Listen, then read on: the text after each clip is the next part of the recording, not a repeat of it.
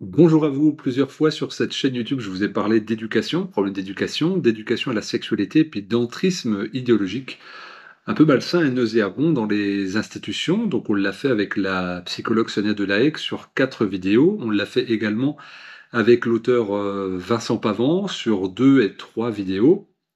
Je l'ai fait de manière solo également. La psychologue Sonia Delahaye a fait une vidéo face caméra. Bref, on a fait de la pédagogie depuis 1 an et demi, 2 ans autour de ce sujet, mais là on vient de passer un cap malheureusement, et donc le but c'est de documenter cela comme l'ont documenté Clémence Oudiakouva de Toxin et puis Sophie Odiger de SOS Éducation. Et donc là le but c'est de revenir en détail sur quelque chose d'assez dégueulasse et puis de le mettre en perspective, de prendre un peu de recul pour voir que ça s'inscrit dans un contexte, c'est pas un épiphénomène. Le sujet là c'est vraiment clairement l'introduction de porno dans l'institution de l'éducation nationale, sous le couvert du prix Goncourt, évidemment, de l'éducation et de l'ouverture aux mœurs, je dirais presque de la dilatation aux mœurs, c'est sans jeu de mots, hein. Et donc voilà, si vous êtes jeune, hein, si vous avez moins de 16 ans, c'est peut-être mieux que vous regardez pas cette vidéo. Et si vous êtes parents, grands-parents, ou si vous avez des neveux, des nièces, regardez cette vidéo, puis surtout partagez-la, partagez-la, partagez-la. Je vous invite déjà à mettre un commentaire et un pouce bleu pour essayer de la référencer, pour informer un maximum de monde. Alors, tout part d'une parent d'élève, Jeanne, qui sur les demandes, on va dire questionnement de son fils Robin de 14 ans, a alerté l'école et SOS Éducation pour témoigner d'un grave problème sur un livre. Alors, tous les ans, il y a le prix Goncourt des lycéens. Donc il y a 53 lycées en France qui participent à un concours. Il y a 14 ouvrages sélectionnés par le concours, par l'éducation nationale et par la FNAC. Et puis du coup, les lycéens lisent un livre. Et dans un des 14 ouvrages de cette année, il y a l'ouvrage de Rebecca Leguéry, qui est un pseudonyme, Emmanuel, je ne sais plus comment son nom, qui s'appelle Le Club des enfants perdus. Ouais, tout un programme. Et donc, je vais vous donner quelques passages que j'ai notés. Alors, c'est des passages voilà, qui sont dans le même environnement. Donc là, page 52 de l'ouvrage. Deux points, ouvrez les guillemets. À la façon dont elle frétille contre ma queue, je devine qu'elle veut une pénétration anale. Je devrais être heureux qu'elle aime la sodomie. Voilà, puis un peu plus loin, lève-toi le cul, avant, si tu ne veux pas que ça soit crade. Un peu plus loin, une fois de plus, je m'introduis dans son cul préalablement lubrifié et travaillé par les rotations de mon index. Voilà, donc bon, il y a plusieurs passages comme ça, assez trashos, hein, on n'est pas dans le suggestif, on n'est pas dans la relation amoureuse, épistolaire, tendre et poétique, et donc il est question aussi dans l'ouvrage d'inceste, en fait, un père qui fait l'amour à sa femme et en même temps il rêve que plutôt que ça soit la mère de sa fille, que ça soit directement sa fille. On apprend au fur et à mesure de l'ouvrage aussi que la mère a couché avec son propre frère, qu'elle a eu un enfant et que celui-ci est mort. Comme ça, on a un tableau bien dégueulasse. Il y a de l'inceste, il y a de la pénétration anale, tout va bien. Et donc, dedans, il y a plusieurs éléments de langage qui font directement appel à la soumission, à la domination de l'autre, à la manipulation, au sadisme, au masochisme, pardon, avec des coups portés jusqu'au sang, des bougies chaudes, etc. Donc, ça, c'est un ouvrage qui est porté à la connaissance des enfants de 14 ans, qui est étudié pour être lu au prix Goncourt, donc tamponné, labellisé par l'Académie du prix Goncourt, tamponné, labellisé par l'Éducation nationale, entré directement dans 53 établissements scolaires qui n'a suscité aucune réaction. Euh, des profs, parce qu'il y avait au moins 53 profs de français, aucune réaction. On va dire des établissements scolaires, aucune réaction des rectorats. Donc, en fait, cette information serait passée sous les radars s'il n'y avait pas eu Romain, donc un jeune de 14 ans. 14 ans. 14 ans. Donc il sort de troisième, il arrive tout frais en seconde, et donc il tombe là-dessus, et il se dit, tiens, maman, m'a demandé de lire ça, le prof de français m'a demandé de lire ça, mais je trouve que c'est un peu bizarre. Et donc la maman lit, puis elle se dit, ah, il y a quand même un truc, donc elle va voir le prof des écoles. C'est vrai, hein, vous retrouvez tout sur Toxin, je vous invite à regarder, je vais vous mettre le lien dans la description. Grande interview de Clémence Oudiakova et puis la maman Jeanne, qui est interviewée, puis Sophie Odiger, hein, présidente de SOS Éducation. Et donc on comprend le tout le récit, et donc le prof de français lui dit, c'est vous qui avez un problème, en fait vous êtes trop sensible. Bon, d'accord, donc s'ensuite évidemment, elle a contacté le rectorat qui dit: «Bah non, si le prof de français et de l'éducation nationale a dit que c'était bon, bah, c'est que c'est bon, on n'a rien à dire là-dessus sur la pédagogie». Donc c'est la mère qui a un problème, c'est l'enfant qui a un problème. On comprend ça parce qu'en fait, l'enfant vient de témoigner de son questionnement et de sa sensibilité à la mère. Elle veut avoir des questions avec le responsable d'établissement et puis le prof lui dit: «Non, c'est vous qui avez un problème». Donc c'est l'enfant: «Robin, tu as un problème. Tu as un grave problème» et la maman évidemment a un grave problème, il faut vous remettre en question, madame. Voilà, donc peut-être que si vous aviez des pensées incestueuses avec votre fils, chère Jeanne, eh ben, vous rentreriez dans un courant de pensées, sympathiques. Faut vivre avec son temps, Jeanne. Et voilà, pensez plutôt à avoir des relations avec votre fils et puis, bah, de le laisser grandir et puis, quand il sera un peu plus pubère, bah, peut-être envisager des relations anales avec lui et là, vous rentrerez, bah, peut-être dans le cercle élargi d'un beau réseau dans l'éducation nationale et peut-être vous pourrez franchir bah, des étapes pédagogiques pour pouvoir instruire les enfants en participant à, ben, on va dire, à diffuser bah, vos ébats, qui seront en fait euh, bah, désensibilisants pour ceux qui seront un peu trop rétractés. On en est là. On en est là de ce truc assez dégueulasse et complètement lunaire, donc c'est-à-dire la maman est trop sensible et le gamin est trop sensible. Alors, Robin, voilà, si tu écoutes cette vidéo, on va repartir, tu as 14 ans. Donc, il y a 4 ans, donc c'est-à-dire en 2020, il y a eu les confinements. Donc, quand tu avais 10 ans, bah, tu étais frustré de ne pas voir tes petits copains, de plus faire tes activités sportives si tu en faisais, ou tes activités de loisirs, tes clubs, on t'a interdit de sortir de chez toi, on t'a obligé aussi à avoir un traitement en phase expérimentale pour une maladie qui ne touchait pas les enfants. Donc on te l'a imposé 3 fois, enfin, voilà, pour que tu puisses continuer tes activités, mais pendant qu'on t'empêchait d'avoir tes activités avec tes petits copains, il y a une activité qu'on avait le droit de faire en France. Je vous le rappelle quand même, les clubs et les saunas libertins étaient ouverts, n'étaient pas touchés par les mesures de confinement. Donc, Robin, il faut que tu te rappelles ça. Si tu es vraiment, on va dire, dans le plaisir de la chair, tout est ouvert. Donc voilà, tu peux tout faire. Tu peux, parce que évidemment, tu peux pas jouer avec tes copains à 3 mètres ou aller à ton club d'échecs ou des trucs comme ça. Par contre, tu peux te mettre tout nu et aller avoir des ébats avec d'autres personnes. Et là, il n'y a pas de geste barrière. Il y a pas de problème. Donc c'est ça qu'il faut que tu te rappelles, Robin. Que tu rentres bien dans le moule de la société et que tu acceptes d'avoir un côté un petit peu lubrique. Et là, il n'y aura plus d'interdiction. Il y aura même des subventions parce qu'évidemment, cette chère auteur, autrice, je ne sais pas comment on dit, j'imagine qu'elle aime se faire appeler autrice, cette Rebecca Ligari. Et ben, elle a déjà eu plein de prix, plein de subventions, les prix France Inter, etc. Donc on imagine qu'elle est dans une bien-pensance formatée. Et puis bah, ça nous dit quand même beaucoup de choses sur notre époque. Là, je fais un peu de cynisme parce qu'il faut évacuer un petit peu.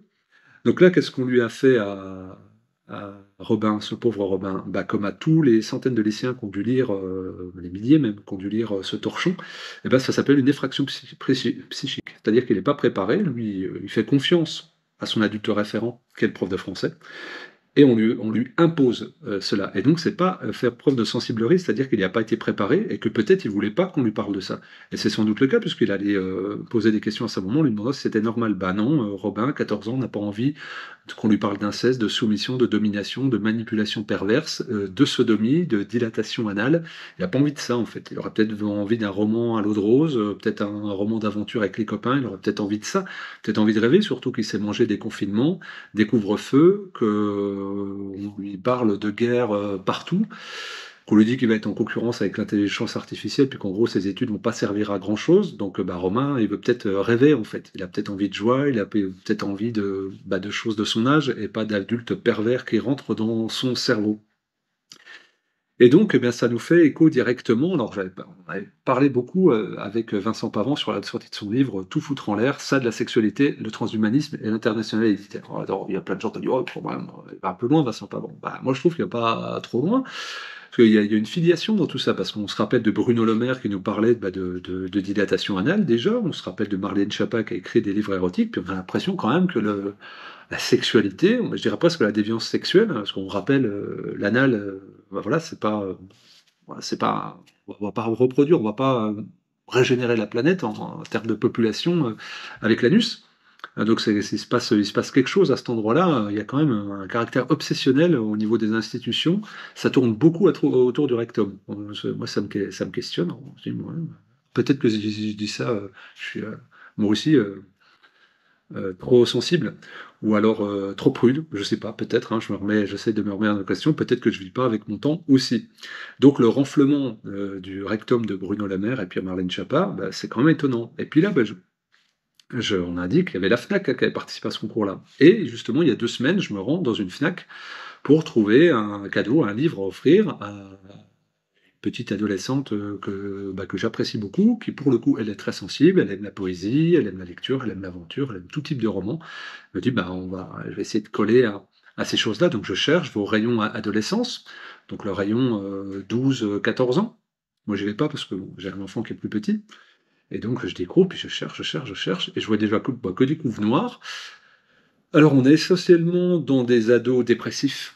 On est essentiellement dans de la magie noire. On est essentiellement dans. Alors, pardon, on ne peut pas dire essentiellement. On est exclusivement dans des trucs sordides, dégueulasses. Donc, suicide, enlèvement, meurtre, décès, magie noire. Voilà, c'est vraiment, hein, mais vraiment, vraiment, et j'ai halluciné. Et donc, je regardais les quatrièmes de couve, je regardais les couves, je me dis, c'est pas vrai, il n'y a pas un endroit où on va respirer, c'est pas possible en fait. Donc, je demande à la vendeuse, à la responsable du rayon, je dis, vous n'auriez pas quelque chose de sympathique, juste léger ou beau? Elle me dit, bah bien sûr, prends un peu d'eau, et puis là, bah, je dis, bah montrez-moi, s'il vous plaît. Je parlais, j'ai l'habitude des librairies hein, quand même. Et donc elle regarde, elle me dit bah non, là non, là non, là non, là non. Donc elle regarde un peu partout, bah elle dit bah non, j'en ai pas. Ok, d'accord. Et donc on a creusé tout le truc, on a trouvé un roman, un prix Goncourt, pas celui d'édition, un vrai prix Goncourt de 1939. J'ai oublié le titre, désolé, ça se retrouve, qui était consacré à, bah c'est un américain, consacré à un homme qui explore la nature. Voilà, donc il va dans la nature, la beauté de la nature, la mise en lien avec la nature. Ah, je dis bah ça c'est beau. Donc il y en avait un, et il n'y a pas deux, je vous jure que c'est vrai. Fnac de Dole, mais vous allez dans toutes les Fnac. Il me dit, mais en fait, on impose à nos gosses bah, du sordide, du dégueulasse, quoi. Donc c'est à chaque fois de la magie noire, de l'occultisme. Euh, ouais, puis il y a tout le temps des pensées suicidaires, des accidents de voiture avec les âmes qui s'échappent, mais c'est lourd, c'est glauque. Est-ce que la jeunesse, alors je précise hein, quand même, le taux de suicide explose, et tout ce qui est scarification, troubles de psychologie explose. Effraction psychique due à la pornographie avec les téléphones, bah ça on n'en parle plus. Enfin, c'est incroyable ce que subit et vit notre jeunesse. Et de l'autre côté, bah, ils ont pas de respiration. Et donc en plus, on leur met ça, et puis s'ils venaient l'idée de se plaindre qu'ils n'ont pas envie qu'on leur parle d'enculade, eh ben ils seraient trop sensibles. Donc pour moi, il y a un problème. Donc, je vous l'ai dit, les académies qui sélectionnent ça, bah, ont validé hein, ça, parce que les 14 bouquins ont été lus et relus par plusieurs membres de l'académie, donc c'est validé. Donc, validé. L'éducation nationale a tamponné validé, ok. Le prof a validé, l'établissement scolaire a validé. Qu'est-ce qui reste?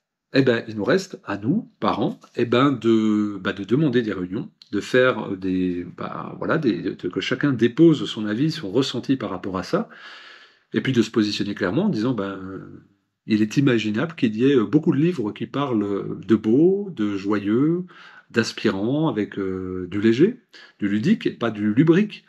Et puis dire non, on veut pas que ça rentre dans nos enfants. Donc si on dit que un parent est sensible, bon, il va être tout seul le parent. Par contre, s'il y en a 5 par classe, c'est-à-dire 20%, 15-20%, bah déjà ça va peser. Alors, il ne s'agit pas de faire des grandes manifs, il ne s'agit pas d'hurler ou de tabasser le prof, il s'agit juste de dire, bah, en fait, on veut une réunion avec le prof de français et le responsable d'établissement, responsable pédagogique, ça peut être le directeur, le sous-directeur, peu importe. Et puis, bah, juste, on veut parler de ça, on veut lire les passages. Parce que ce qui est très intéressant, c'est que la maman a lu les passages comme ça. Parce que le prof lui dit, bah oui, qu'est-ce qui vous a gêné? Le prof de français voyait rien de gênant. Donc elle a lu les propos, et le sous-directeur de l'établissement dit, oh, arrêtez, c'est dégueulasse. Donc, c'est dégueulasse, on ne veut pas l'entendre, mais par contre, les gamins peuvent le lire. Donc, des adultes qui ont déjà eu des relations sexuelles, qui ont sans doute des enfants, qui ont 40, 45, 50 ans, bah eux, c'est dégueulasse. Mais par contre, le gamin de 14 ans, lui, il peut l'entendre. Il faut qu'il se le prenne bien dans sa tronche, il est obligé de le lire, et il va avoir redébriefé aussi. Il y a un problème. Alors ce problème, il a été soulevé par la psychologue dont je vous parlais, Sonia Delahaye, dans ce livre qui s'appelle Ils n'en sont pas morts. Donc on l'a sorti il y a un an. regard du psychologue sur la maltraitance invisible des enfants. Et on parle de ça directement. Il y a tout un chapitre à la fin, c'est sur l'éducation à la sexualité, et de dire l'entrisme. Sexualité des écrans, l'appropriation du corps, les effractions psychiques, là voilà, l'enfant peut être lourdement traumatisé sexuellement sans même que son corps ait été approché. Parce qu'il y a ce qu'on appelle les neurones miroirs. En fait, voilà, en neurosciences, on sait que une action qui est lue ou vue, ben, en fait, le cerveau, il va pas l'analyser différemment de si elle avait été vécue. Et donc, les enfants, ben, eux, ils vont avoir la scène directement de la sodomie, quoi. Nous avons vu que nous disposons de neurones miroirs, un groupe de neurones qui s'activent lorsque nous effectuons une action ou que nous la voyons réalisée par quelqu'un d'autre, et même lorsque nous imaginons tout simplement cette action. Cela implique que lorsque l'esprit reçoit une information visuelle, écrite, voire orale, il ne peut l'ignorer et en créer instantanément une image mentale, dans la plupart des cas. Même si je vous ordonne par exemple de ne pas penser à un éléphant rose, ne pensez pas à un éléphant rose.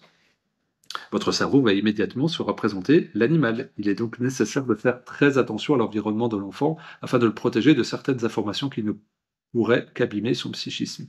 Certains mots, certaines images peuvent entraîner une sensation d'effraction psychique pour l'enfant. Ça a été le cas de Robin. Donc tout ça, c'est détaillé. Je précise que cet ouvrage est utilisé comme support d'enseignement à la Sorbonne, faculté de psychologie. Donc c'est un travail de fond qui a été fait par Sonia Delahaye, que nous avons fait, parce que c'est un ouvrage qu'on a pensé à deux, avec l'auteur.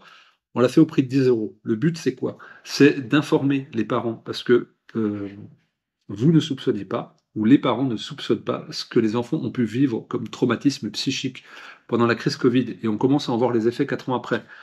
Les psychologues alertent, les centres psychiatriques alertent, les médecins généralistes alertent, les orthophonistes alertent, mais dans un silence total. Donc, il est temps de se réveiller. On a fait ce livre-là, il est disponible. On l'a fait à 10 balles. Vous vous doutez bien que c'est pas pour le pognon qu'on l'a fait. Et on a fait aussi ce coffret. Sonia a sorti un autre livre, donc problème, solution, les 5 règles d'une éducation réussie. Protégeons le potentiel de notre enfant, parce qu'ils ont un potentiel. Et le but, c'est pas de le ravager avec des saloperies qu'on va leur mettre dans la tête ou devant les yeux. Et donc, ce coffret-là, on l'a fait également avec 3 autres publications, Santé des enfants, du biologiste et de mon mentor Désiré Mérien sur comment apporter de la nutrition, de la qualité d'alimentation. Et ces 5 publications-là, on les a fait au prix de 25 euros. Le lien en description. Mais j'insiste vraiment que vous partagez cette vidéo, que vous remettez en lien avec d'autres parents et que vous lisiez ce livre. Vraiment, c'est important. Donc le lien en description du coffret de celui-là pour comprendre ce qui se passe, en fait, parce que tout ça n'est pas anecdotique. Il y a une réflexion de fond derrière, et il y a besoin d'un vrai débat, il y a besoin d'un vrai positionnement, donc personne mieux que vous va défendre vos enfants ou vos petits-enfants. Donc le but, c'est simplement de se mettre en lien avec, par exemple, SOS Éducation ou les Mamans Louvre, qui sont 2 collectifs qui font ce travail de fond-là structurellement, on va dire localement, et donc vous pouvez vous agréger à eux, ces collectifs, et puis aller discuter avec les établissements, puis demander des comptes, parce que là, il y a des comptes à demander. On ne peut pas laisser un livre tel que celui-ci. Alors la FNAC est très prompte à réagir, à discriminer, à censurer des ouvrages, je le sais, hein, je suis éditeur, donc je vois bien comment ça se passe. L'éducation nationale réagit vent debout lorsqu'il s'agit de protéger nos enfants, là, il y a quelque chose à faire quand même. Et donc, des questions à poser et des comptes à demander. Voilà, faites circuler cette vidéo, merci de mettre un commentaire, merci de donner votre avis, vos expériences, et puis partagez la vidéo parce que j'estime, comme celle de Toxa, qu'elle est d'utilité publique, et le but, c'est de faire de l'information et du bruit autour de ça. Si le livre et le coffret vous intéressent, les liens sont en description, ça nous soutiendra aussi dans notre travail de fond, parce que évidemment, vous vous doutez bien que ça, c'est pas en librairie, mais que nous, c'est un combat de diffuser ce genre d'informations, donc merci de nous soutenir là-dedans. Merci à vous et à très vite.